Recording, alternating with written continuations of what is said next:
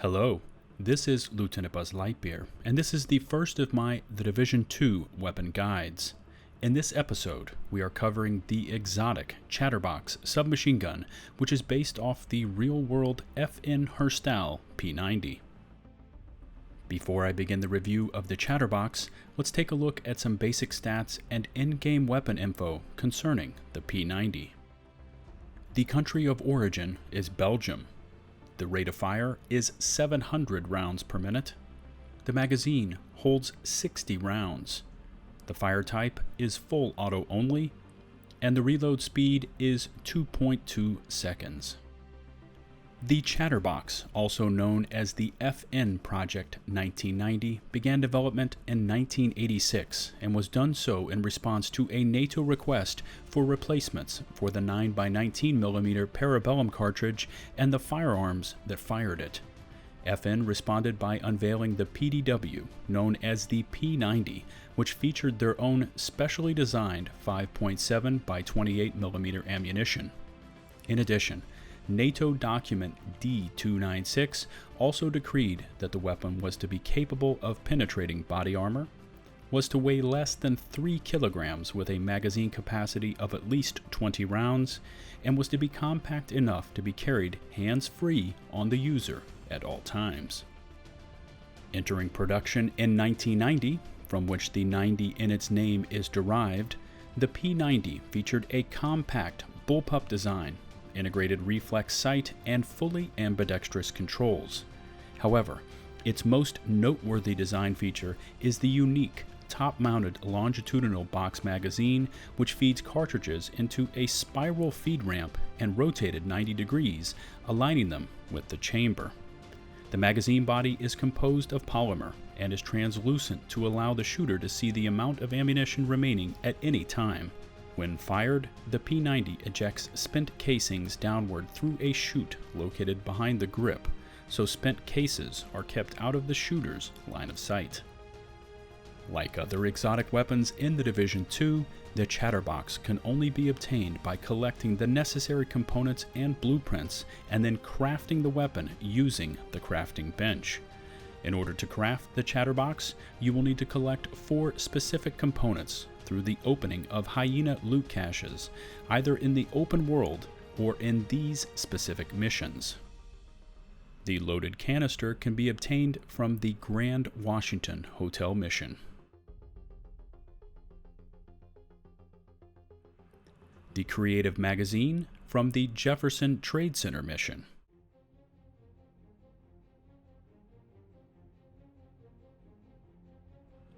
The modified mods I obtained from a hyena cache in free play from the cache in the downstairs garage area of the police station in Judiciary Square.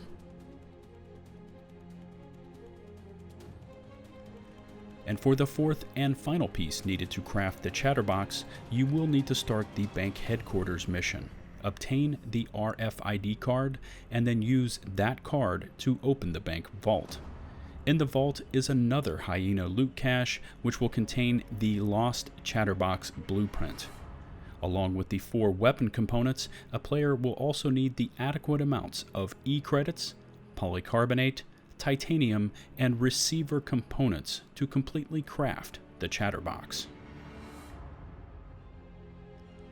Now that we've covered the real-world background for the P90 and in-game requirements to obtain the necessary components to craft the Chatterbox, let me now review the weapon itself.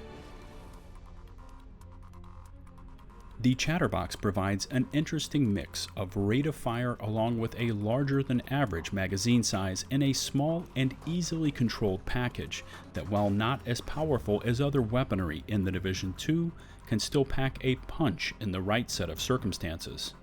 As with all exotic weaponry in the Division 2, the Chatterbox comes equipped with a set of preset weapon mods, including a suppressor, optics, and 3 unique weapon talents.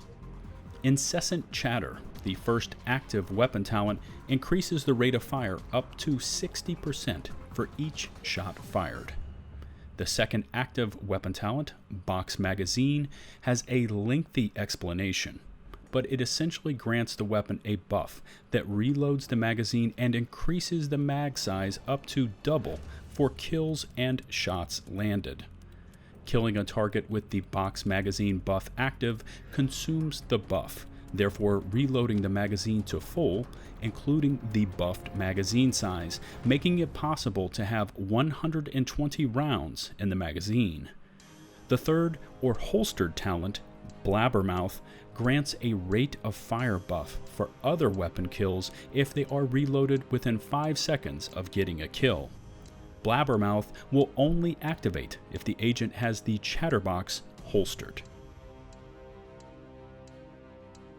My overall impressions of the Chatterbox are a combination of intrigue along with a small dose of disappointment.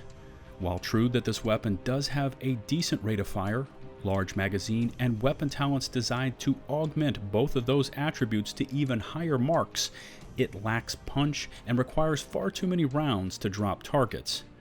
Looking over the base damage figures for the submachine gun classification, the P90 has the second lowest base damage numbers, besting only that of the MP7 in this category. In addition, the Division 2 puts a premium on raw damage and range, both of which submachine guns do not excel at. Now, for those agents looking to build a gear set around this weapon, I would recommend the following gear sets: Sokolov Concern, Douglas and Harding, and Wyvern Wear to add on much needed damage along with critical hit chance and critical hit damage. I'm going to rate the 500 gear score exotic Chatterbox P90 Submachine Gun a solid 4 out of 5 stars. In the right build and in the right circumstances, the Chatterbox can perform well, but as I mentioned before, it lacks range and raw damage to compete with harder hitting assault and marksman rifle builds. However, once holstered, the Blabbermouth weapon talent will proc for your primary weapon, adding on raw DPS through rate of fire, and this is how many agents have relegated the Chatterbox within their build setups, and in this role, Blabbermouth is a superb holstered talent. As always, I look forward to reading your comments in the section below concerning my weapon review. In addition, if you could take the time to rate the video with either a thumbs up or down, it would be greatly appreciated.